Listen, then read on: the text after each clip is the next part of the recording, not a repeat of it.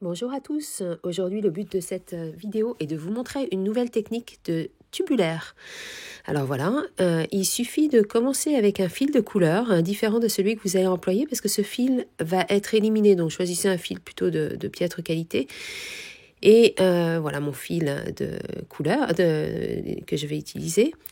Vous faites tout d'abord un montage ultra simple sur la moitié des mailles. Et oui, seulement sur la moitié des mailles parce qu'on va monter après des jetés qui vont nous permettre de poser notre tubulaire. Donc ici, je vais tricoter sur 21 mailles. Donc je vais monter 10 mailles plus une. Voilà, on a toujours un nombre avec une maille supplémentaire. Par exemple, si j'ai besoin de 17 mailles, je vais monter 8 mailles plus une. Je monte mes 11 mailles. Là, j'ai choisi un coton tout simple, tout bête. Je l'ai choisi bien visible parce que effectivement, il va falloir le retirer. Donc, il faut que je puisse le voir facilement. Et le coton étant assez sec, c'est assez facile. Ensuite, je prends mon fil. C'est un mérinos.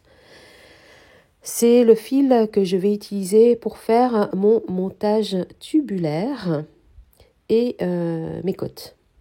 Alors, le montage tubulaire, surtout des côtes 1 et 1. Alors, première maille. Là, j'ai commencé sur un rang envers parce que je suis plus à l'aise à l'envers, mais ça peut se faire sur un rang droit. Donc, je fais ma première maille à l'envers. Je resserre mon fil pour être sûr que tout tient bien, mais aucune importance si c'est pas très régulier, le premier rang rose. Ensuite, vous voyez, je vais faire un jeté. Alors, comme je suis sur l'envers, je garde mon fil devant et je fais le tour de mon aiguille. Donc, je fais un jeté pour créer une nouvelle maille, en fait. Voilà. La prochaine maille, je la tricote à l'envers.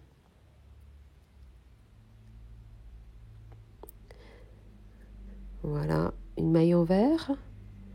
Ensuite, mon fil étant placé devant, je suis parfaite pour faire un jeté. Hop, je fais mon jeté par-dessus la maille, c'est-à-dire que j'enroule mon fil autour de l'aiguille pour retrouver mon fil devant pour faire ma prochaine maille qui sera à l'envers. Voilà, donc en fait c'est une succession, une maille envers, un jeté, une maille envers, un jeté, une maille envers. Encore une fois, si vous êtes plus à l'aise pour le faire sur l'endroit, vous pouvez le faire comme ça. Donc vous pouvez faire une maille endroit, passer le fil devant, faire un jeté, tricoter la maille suivante à l'endroit. Moi je suis plus à l'aise avec l'envers.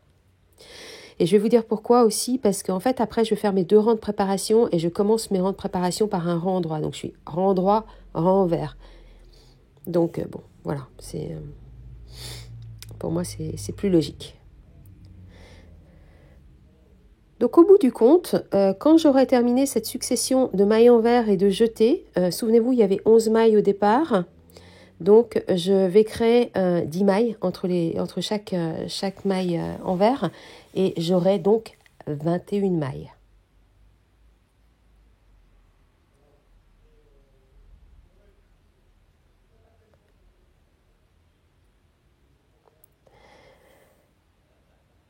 Donc si j'ai besoin de 31 mailles, je monte 15 mailles. Si j'ai besoin de 41 mailles, je monte 20 mailles. Donc toujours divisé par 2 plus 1 pour votre rang de montage. Voilà, c'est terminé. J'ai fait mon rang avec mes jetés.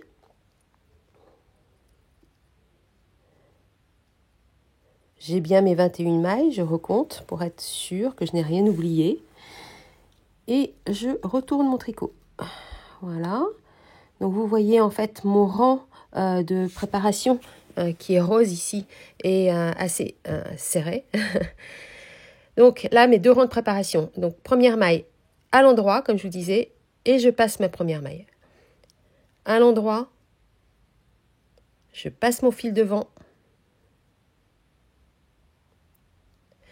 Comme si je tricotais à l'envers, mais au lieu de faire ma maille, je la glisse. Et c'est un jeté que je glisse.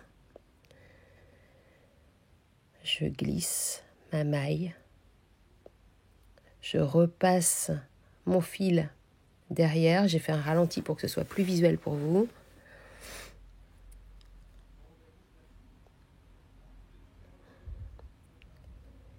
et je tricote la suivante à l'endroit.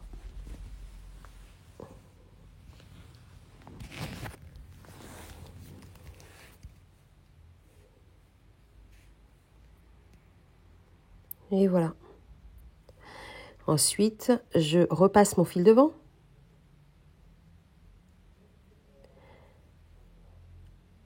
Hop. Je glisse ma maille comme pour la tricoter à l'envers.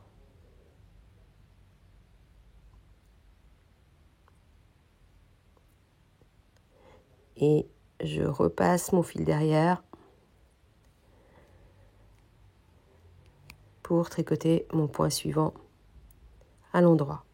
Donc l'idée sur les 2 rangs de préparation, c'est bien de tricoter uniquement les mailles endroits et de glisser les mailles envers pour pouvoir avoir une jolie bordure bien nette.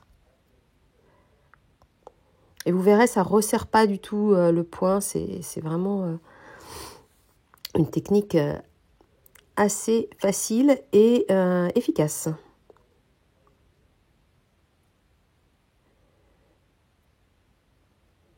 Excusez ma voix un peu nasillarde, je suis un peu enrhumée en ce moment avec les pollens. Voilà, vous voyez en fait mes mailles roses sont très étirées puisqu'on a monté une maille, un jeté entre chaque maille. Donc, mais ce rang, de toute manière, vous inquiétez pas, il disparaîtra, on l'enlèvera à la fin. Donc, je fais mon 2e rang. Donc, la première maille étant une maille envers, je la glisse comme pour la tricoter à l'envers. Je passe mon fil derrière et je tricote enfin mon premier jeté à l'endroit. Envers, glisser, endroit. Glisser, endroit. Maille fil devant, maille glissée. Fil derrière, maille endroit. Fil devant, maille glissée, endroit. Glisser, endroit. Glisser, endroit. Glisser, endroit. Glisser, endroit. Glisser, endroit. Glisser. Et voilà, mon 2e rang de préparation est terminé. Je vais pouvoir attaquer maintenant les côtes une et une, un et un. Et ensuite, je reviendrai vous voir quand j'aurai fait quelques rangs pour vous montrer ce que ça donne et comment on enlève ce fameux fil rose. Encore une fois, je vous dis, moi j'ai choisi un fil de coton basique parce que c'est facile à enlever, ça fait pas de poils. Donc j'ai pas de mal à le détricoter non plus parce qu'il glisse assez bien. Donc vous voyez là, je tricote tout simplement endroit envers, hein. Je suis en côte. Voilà, vous voyez, une fois que mon rang de préparation est fait, alors on a l'impression que ça resserre, mais vous verrez, quand c'est fait, c'est pas mal. Donc voilà, je reviens avec quelques rangs réalisés pour vous montrer ce que ça donne, avec mon rang rose qui est bien visible et que je ne vais pas avoir de difficulté à enlever, parce qu'il n'est pas trop serré. Donc 2 techniques pour l'enlever. Alors soit je suis patiente et j'enlève les points un par un, et je garde mon fil pour un prochain ouvrage. Vous allez voir, ça marche bien, mais c'est assez long parce que vous avez quand même des nœuds à enlever sur tous les points. Vous voyez, je mets un petit peu de temps à les enlever. Et puis vous avez la seconde technique, un peu plus à l'arrache, j'ai envie de dire. Donc voilà la première technique, vous voyez ce que ça donne. J'ai enlevé quelques mailles. Et le rendu est quand même génial sur ce montage tubulaire. C'est celui qui vous donne le rendu le plus professionnel. Et la deuxième méthode, qui est un peu plus trash, je dirais,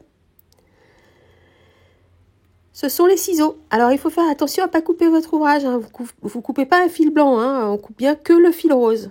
Donc voilà, moi je le coupe quasiment à chaque maille pour que ce soit plus facile. Et après, soit avec une pince à épiler, soit tout simplement comme ça, avec les doigts, vous enlevez les petits restes de fil rose et ça va, vous voyez, beaucoup plus vite. Alors, sauf que le premier point, j'ai fait un nœud coulant, donc un peu plus compliqué à enlever. Donc, surtout, ne coupez pas votre fil blanc. Là, j'ai bien fait attention de ne pas le couper parce que sinon, votre montage est loupé. Vous pouvez tout recommencer. Voilà, et voilà ce que ça donne. Vous voyez, c'est un fini quand même hyper propre, hein. Donc voilà, taguez-moi pour plus de vidéos et n'hésitez pas à mettre un like. Et je vous remercie. À très bientôt. Au revoir.